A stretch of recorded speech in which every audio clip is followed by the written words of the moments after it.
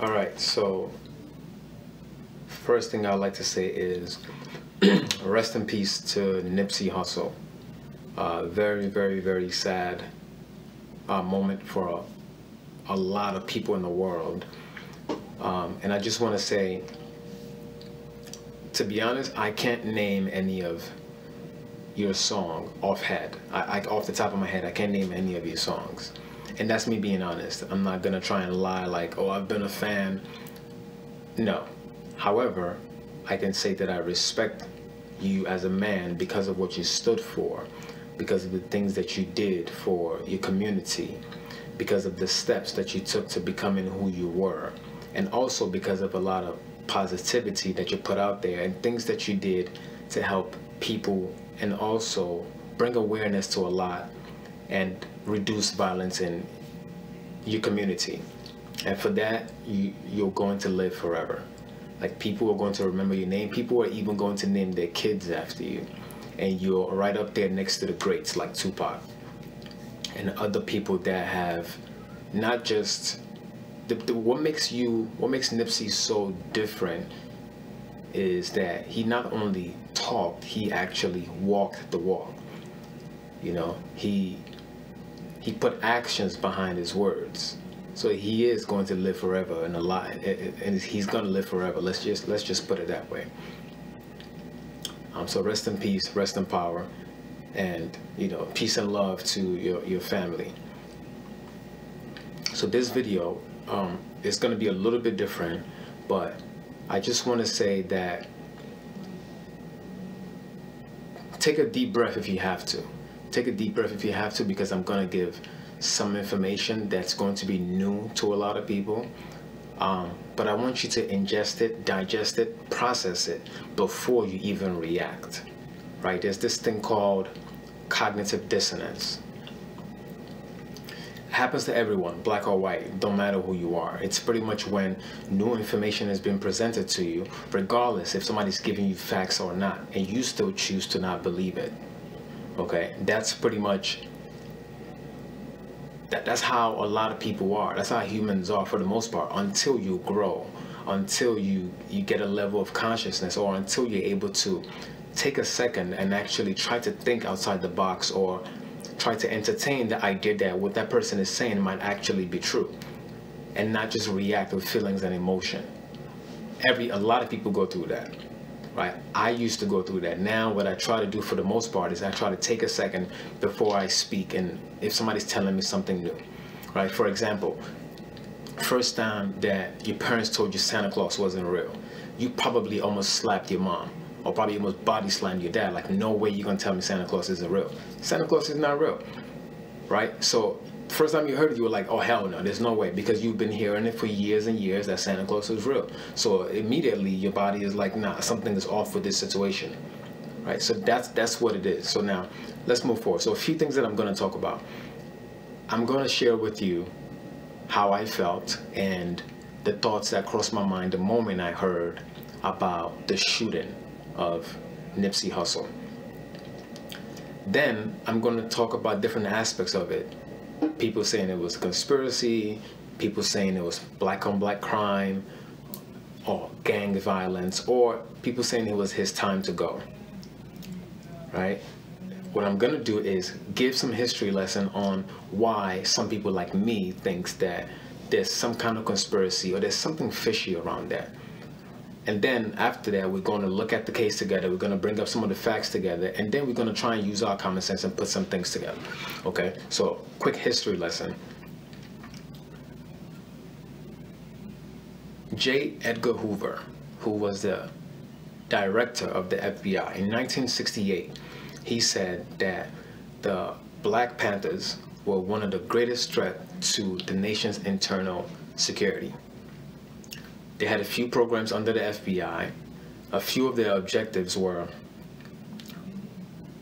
the attack on the Black Power movement or Black movement, to disrupt, destroy, and neutralize the Panthers by any means necessary. Keyword being any means necessary.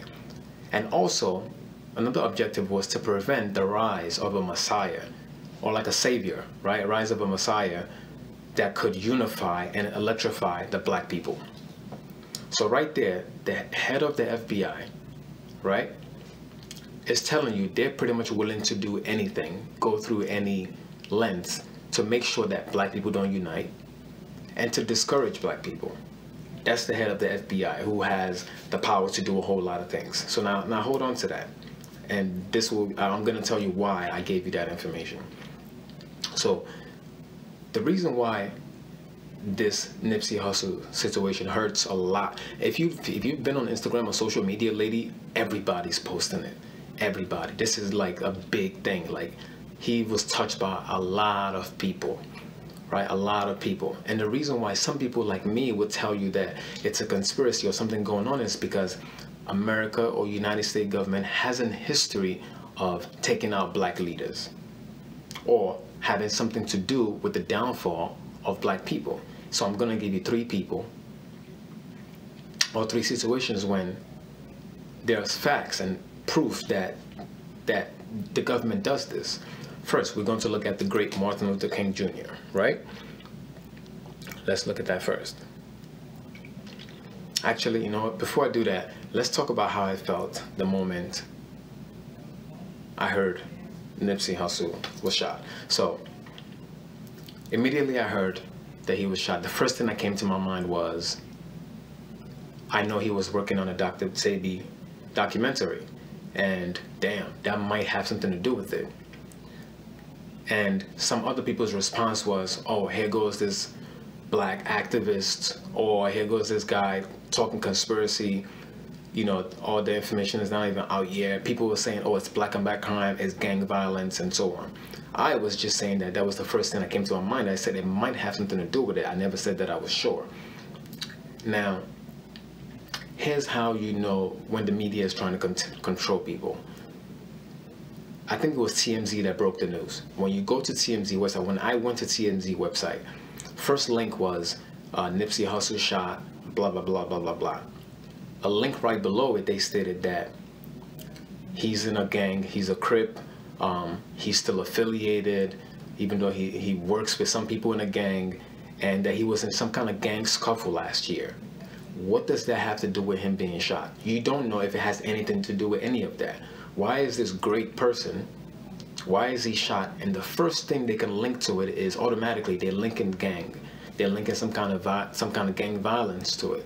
They already relating it to a story last year. So right there, they're already setting up the narrative. Now, if you don't know any better, immediately, anything that comes out after that, you're like, oh man, this does have to do with gang. This does have to do with gang. But why aren't they putting out anything positive about him? They're already pretty much trying to tell you this is gang related. So right there, I was mad when I read that. I was heated when I read that. Because in my mind, I'm already thinking it's something else. So that's how I felt. So now, back to what I was saying before. Now I'm going to give you 3 people or 3 situations where the United States government had to do with the downfall or with the killing of black leaders. We're going to look at MLK, Martin Luther King Jr., the great. After he was killed, supposedly it was done by James L. Ray, a lawyer, white lawyer. I'm going to say white because a lot of black people, we're so brainwashed and programmed that a lot of people will only believe news when it's coming from a white person, right? So somebody like me, you hear me giving you all this information that you can look up.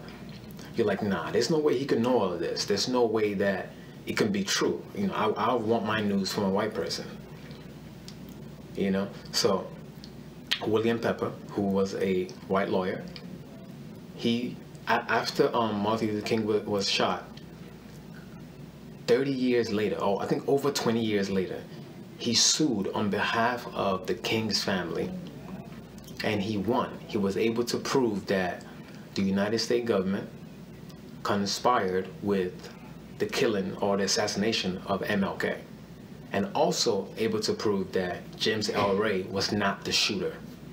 Facts. You can look it up if you want, right? And I'm going to give you a quote from Coretta Scott King after the victory. I don't know this one. So, a quote, right? So the jury was clearly convinced by the extensive evidence that was presented during the trial. In addition to Mr. Jowers, the conspiracy of the mafia, local, state, and federal government agencies were deeply involved in the assassination of my husband, MLK. The jury also affirmed overwhelming evidence that identifies someone else, not James L. Ray, as the shooter, and that Mr. James L. Ray was set up to take the blame. Feel free to look that up. A lot of people didn't know that. This is public information, right? So that's why you always have to question whenever a black leader or somebody that black people look up to gets taken out. This information came out 30 years later. That's when they won the case. 30 years after he was killed, right? At least 20 years after. I think he was killed in 1968, I think, and information came out like 1998 or 1999, right? By that time, 30 years later, people have forgotten. Nobody cares as much, right? Nobody cares as much. Same thing if you look at this Nipsey Hussle case. Now, you don't know what it is. Years later, we might find out. Maybe it was an accident. Maybe it was a government conspiracy. But it's going to take time. Let's look at somebody else. Let's look at Malcolm X, right? Great, immortal Malcolm X. Anybody knows me knows that I'm a big Malcolm X. Big on Malcolm X, right? The government will always plant a snitch, a confidential informant, or an undercover agent whenever they don't like what's going on, okay? Even, this is just all through history. This is what they do. So, the bodyguard of Malcolm X, right, by the name of Gene Roberts, bodyguard of Malcolm X, was an undercover cop, NYPD. Feel free to look it up. Now, for all of you that like to say conspiracy theories, once again, one, you can look it up. Two, I read a book from Dick Gregory, great Dick Gregory. He said that when Malcolm X was killed, he said that the CIA rented out the Audubon Ballroom in Harlem, which is where he was killed. They rented that place out a week before. When he said that, people called him a conspiracy theorist. I believed it when I read it. And then recently I find out Gene Roberts, who was a friend / bodyguard of Malcolm X, who he trusted, was an undercover agent. And in the video that I found on YouTube, this took me months to find, Gene Roberts verbally said, I watched the video myself, feel free to Google Gene Roberts, you see him in pictures next to Malcolm X. He said verbally that he was in the Audubon Ballroom. Remember, he's an undercover cop. He was there a week before the assassination. And he said that it felt like a rehearsal of the killing of Malcolm X. That hurt to hear. Because one, you're a black person. You're an undercover cop. You know you're working with this great man. You're at a situation, you're in a place where you feel like they're preparing to kill this man. And you couldn't put your badge aside. I just couldn't get that. That hurt when I actually heard that. You couldn't put it aside. You could have warned this man. But what he said he did was he told his department about him feeling like that was a setup for him to get killed. And they said they would do something with that information, but they never did. And now the day comes, you know, obviously he didn't want him because we'll be having a different conversation. Later on, what happened? Give me a second. So later on, right there, Gene Roberts was able to confirm that he was there a week before, which confirms what Dick Gregory said, that that they rented out, the CIA rented out that building a week before. And then Dick Gregory also said that through the Freedom of Information Act, they were able to get the autopsy that showed that Malcolm X, the bullets in him were coming from a downward trajectory. He was standing on top of a podium, I think it was about 3 or 4 feet high, and the black people that had the guns on the floor, when they shot him, the bullets would have been going up, but the bullets were going down, which means that somebody else was pulling the trigger up there, right? I'm not gonna get too deep into that, but feel free to look up Gene Roberts, feel free to look up his verbal testimony and so on, right? Now, somebody else. Let's look at the Black Panthers. Let's look at Fred Hampton and Mark Clark. Fred Hampton was the leader of the Black Panther Party. This was a party founded in 1966 for black people to help combat police abuse or police brutality in black communities. Both men were shot in their sleep, killed in their sleep.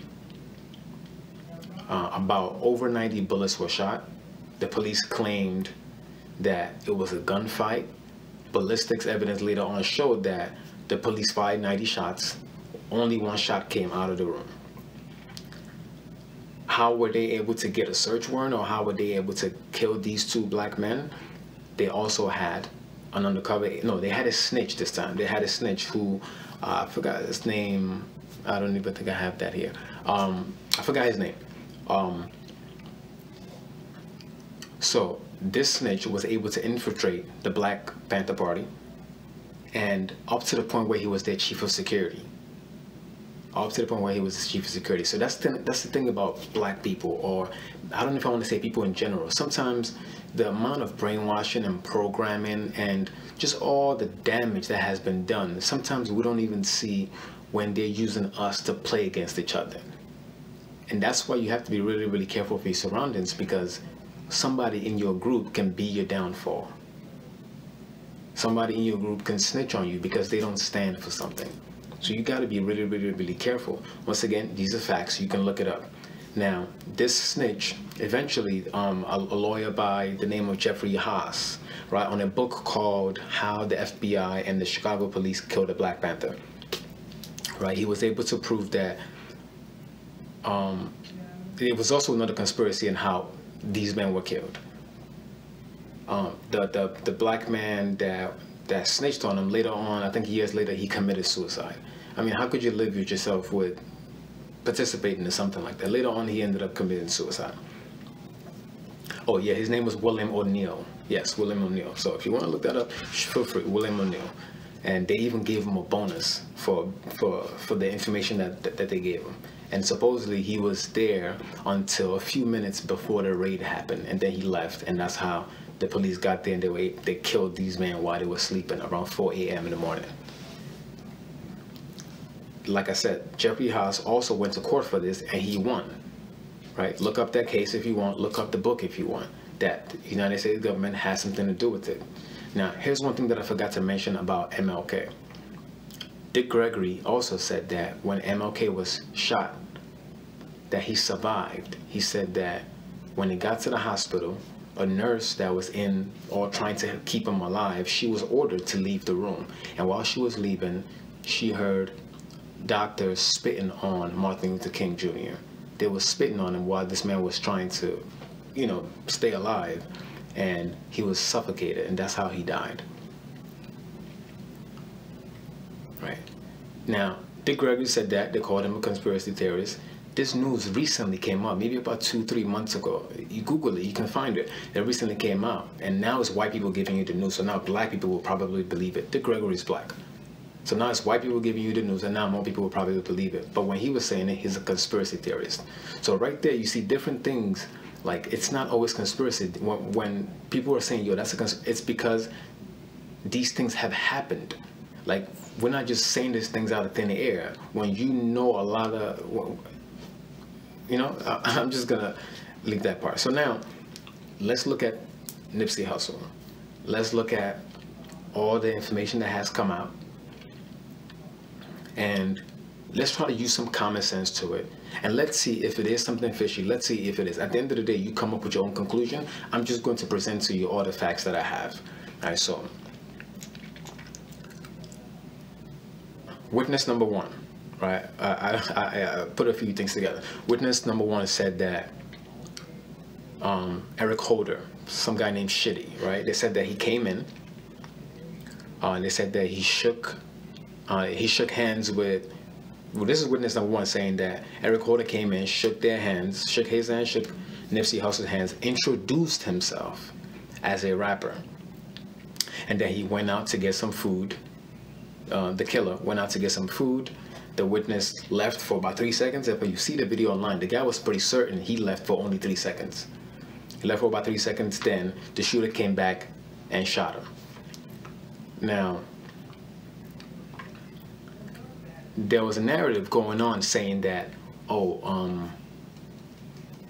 saying that Nipsey Hussle knew the killer. If he knew the killer, why is this witness that's saying he was there saying he introduced himself as a rapper? If I already know you, why are you introducing yourself to me? So right there you can see there's a clash. There's a lie somewhere there. Okay, now who's the person that said that he knew the killer? And why is this witness that was there saying that he got introduced? So there's a lie somewhere. That's one. There was another narrative saying that, oh, let me skip that. Let's go to witness number 2. Witness number 2 said that the shooter came in the store. Nipsey called him a snitch, said something along the lines of he's a snitch, blah, blah, blah. The shooter leaves, comes back, and they shot him. Now, let's use some common sense here. Nipsey Hussle is a Crip, right? He's a gang member. If me, let's say I'm a gang member, you come in my store, I call you a snitch. Anybody being called a snitch, you find it disrespectful. I call you a snitch, and at this point, the narrative was that they called this guy a snitch. This guy is already a known killer, right? So which means Nipsey knows he's a killer. So I call you a snitch, you leave. Automatically, Nipsey being who he is, being an ex-gang member or a gang member, I diss somebody like that, they leave angrily, I'm gonna know that, yo, this guy is gonna come back, which means you're not going to see me outside of my store just chilling. Just outside of my store chilling, or I wouldn't have called security or called for some kind of backup. So that alone doesn't even make sense, because Nipsey would know better in that situation. He doesn't even have to be Nipsey. I can diss somebody at my place of work, and that person leaves angrily, I'm on edge after that. Like, yo, this person might come back, especially in a place like LA where they say this guy's a known killer or a known gang member. That story doesn't even make any sense at all. That story doesn't even make any sense. So let me see, what else do I have? So now, another story was, okay, so since they said, oh, this guy's a snitch, who's a snitch, right? A snitch is somebody that's working in collusion with the government or the state police or whatever it is, right? A snitch is somebody that's giving information or carrying out something for their benefit or the benefit of somebody that they care about. So let's think about this one. If this guy's a snitch and they say, oh, he just got out of jail recently. If he just got out of jail, who was he in custody of all this time? The police or the federal government, right? So maybe they're paying some kind of crime on it, and they say, okay, we need you to do something for us before we can reduce your sentence or before we can let you go free. And maybe that's what it was. These are things you have to think about, because if you're a snitch or a confidential informant, you're working for the government. So how is that a conspiracy, or how does that not have the government involved when a snitch, if he was a snitch, he was working for the government? And then another thing was, I said that I felt like this has something to do with the pharmaceutical companies, because of Nipsey Hussle trying to do a documentary on Dr. Sebi. Some people will say, oh, the new information is already out there on YouTube about Dr. Sebi. Why does that matter? There's a difference between somebody going to search for information and somebody like Nipsey Hussle. The amount of ears that he had, the amount of people that he had supporting him, the amount of radio stations or public events that he was going to talking about this. Now him doing a docu-series or a movie about Dr. Sebi, it's a different kind of publicity, right? Do I know if that was why? I don't know that for sure. But the last person that was going to bring Dr. Sebi to a lot of eyes of people was Lisa Left Eye Lopez. And what happened to her? She was killed in a car accident. I don't know if that one was a conspiracy. I don't know what happened. If you want to look it up, you can take your time to look that one up. And people were going to say, and then some other people were saying, oh, but this is something where, is it a pharmaceutical company or is it the government? They can pretty much be the same thing. Who do you think is funding a lot of these campaigns? Do you think it's just regular people? Do you think it's regular people that are giving hundreds of millions of dollars? Sometimes pharmaceutical companies can fund people that are in the office. That's common sense, right? That's common sense. So the pharmaceutical companies technically can be your government. If I come to your house and I say, I'm going to give you $2 million, for the next 2 years, you pretty much work for me. You got no bills, you got all the cars you want, all the money you want. What are you going to do? You're going to work for me. You're going to do whatever it is I tell you to do. That's how the government works sometimes. People will put money in their pockets to carry out their own agenda. This is not rocket science. So you have to look at the history of America. You have to look at the lies that has been told to oppress or keep people down. Not even just black people. White people have been lied to too. Everybody has been lied to. But you have to drink this in and think about just stop believing everything the media tells you. You know why? Because who runs the media? Like I told a friend of mine the other day, about 70% of the media is owned by like 5 different companies. Right? So these people are the ones controlling the information that gets out. A lot of information that I gave you today, you couldn't even find it on the media. You have to go digging for it. Okay, so I forgot to add something. So another narrative was that Nipsey was not supposed to be at the store that day, but he was going to the store, or he went to the store to give a friend that recently got out of prison some clothes to wear. So that also looks a little bit fishy, and here's why. So he's not scheduled to be at the store, and they say that that's why he didn't have bodyguards with him, because he wasn't supposed to be there. So he just went there. He didn't call the bodyguards. Out of all days, that's the day that this shooter now comes to be at the store, right? Out of all days, that's the day that he comes to be at the store to introduce himself or to walk in and be called a snitch or whatever it is. Out of all days, it just happens to be the day that he wasn't scheduled to be at the store, or he wasn't scheduled to have security, right? That sounds a little bit fishy too. And now, days later, they find the guy. Also, he had a getaway driver who they say was a woman. They captured the guy. They caught the getaway driver, or I don't think they released the information if they caught her or if she just came to the precinct or whatever it is, but they let her go. They let her go. She wasn't charged for anything. If that does not raise a flag in anybody's head, something is wrong. Where the hell have you ever heard of a situation where somebody drives a getaway car and gets to walk out of the police station? Where have you ever heard that? Think about that. You right now, you can get pulled over. You can be sitting in the back seat and there's a gun in the car that doesn't belong to you. You're going to jail. The gun does not even have to have your fingerprint on it. You're going to jail just because you were in that car, and that's going to stay on your record unless if you have a good ass lawyer. You're going to jail unless if your lawyer later on is able to prove that you had nothing to do with it, you were kidnapped in a car or something else. So somebody driving a getaway car, right there, you're either an accessory or you have something to do with that crime. That is separate crime on its own. So now this woman that nobody even knows who she is gets to walk away in this kind of high profile case. Like, something is off here. Like, how would they let it, like, doesn't that, and people are just going along with it, like, oh no, it's still a conspiracy, you know, these conspiracy guys, they don't know what they're talking about, it's all conspiracy.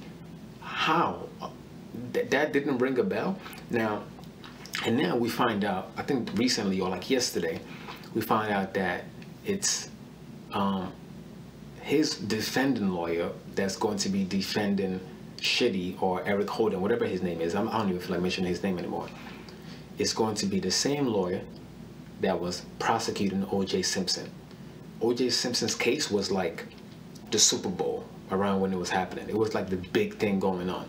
So this kind of high profile case, who supposedly has been retired or hasn't practiced in a while, is now defending this dude. And that's normal. Like that's fine. Right? And people were saying, oh, you know, he just wants publicity. You know, he's trying to get back in the game. This is not a game. This is not a joke. They say, people in LA say that the shooter, the person that killed Nipsey Hussle, they say that 2 of his family members were killed or shot. No, I think it was killed because of how they were trying to find him. They killed 2 of his family members. So this is not a joke. Which lawyer in their right mind is going to try to defend this man? So you know somebody's cutting him a check.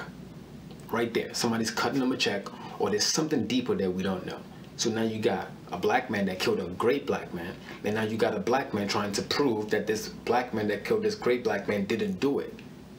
right there, they just clashing black people all against each other right there, because that doesn't even make sense. But people are still saying, oh no, I still don't believe in conspiracy. This still doesn't make sense to me. And you know the sad part about this is that the amount of media, a lot of these people that are saying, oh, I don't believe in this conspiracy, I don't believe in this, these are the people that spend a lot of their time watching Netflix, watching movies, watching TV shows.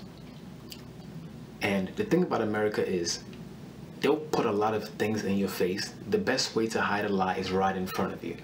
How many movies or TV shows have you seen that anytime somebody tries to blow a whistle or a whistleblower and the rich people or the higher powers don't like it, they'll point the finger and get rid of that person? How many TV shows or movies have you seen?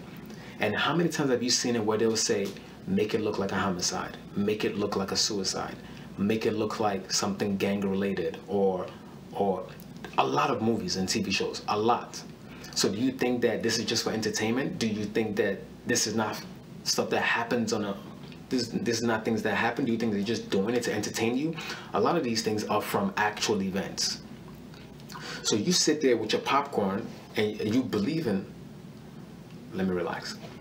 You sit there and you believe it when it's on a movie or a TV show. You believe it and you're entertained by that movie. But when something like that happens to a great black person or one of your own people, you start dissing other black people and calling them conspiracy theorists, calling them, or you don't know what you're talking about. But you're able to entertain it when it's on Netflix or when it's on HBO or whatever it is. You think it's all just entertainment. So it's weird. Like, you got to think deeper than what, like whenever they paint a picture for you, you need to look behind that picture. And I'm not saying that, oh, I got all the facts to prove that this was a government conspiracy theory. Not at all. But I'm just not going to believe everything the media tells me. And me knowing a lot of history, and I still only know about 1% to what information that's out there, I know that government has a history, or America has a history of doing a lot of things like that. I'm just not going to believe that this was a random shooting. And if that's what it is, then I would gladly say, you know what, I was wrong. And maybe it's decades from now that you will find out what really happened, but. So once again, rest in peace to Nipsey Hussle. Peace and love goes out to your family. There's no doubt about it that we have experienced a great loss. And regardless of the tragedy, we must understand that we live in a world that is based on polarity. So even though that happened, there has been some good that has come out of it, and that's hard to say because it is a tragedy. But there has been some good that has come out of it. For example, I know that Nick Cannon publicly announced that he was going to complete the Dr. Sebi documentary, and he said he's working on it, plans on completing it as soon as possible. There's a black-owned tattoo shop in LA that's doing $60 Nipsey-inspired tattoos all weekend, and they're going to donate the income to his charity. And there's also been visuals all around the world, and if you see on Instagram or some parts of Instagram social media lately, you'll see that gangs in LA had like a tribute where it was like maybe like 10 different gangs all came together, a lot of people walking peacefully. That's big. That's very, very, very big. These are things that people wouldn't think is possible. So that shows you just how much of an impact he had. These are the ears of people that he had. These are the kind of person that he was, to bring these kind of people together, and they were able to get along. So this is how big he was. This is how big he is, because it's still going on now, and there's still going to be more positive things that are going to come out. So I'm just gonna we'll end that on a positive note. So everybody, thank y'all for listening.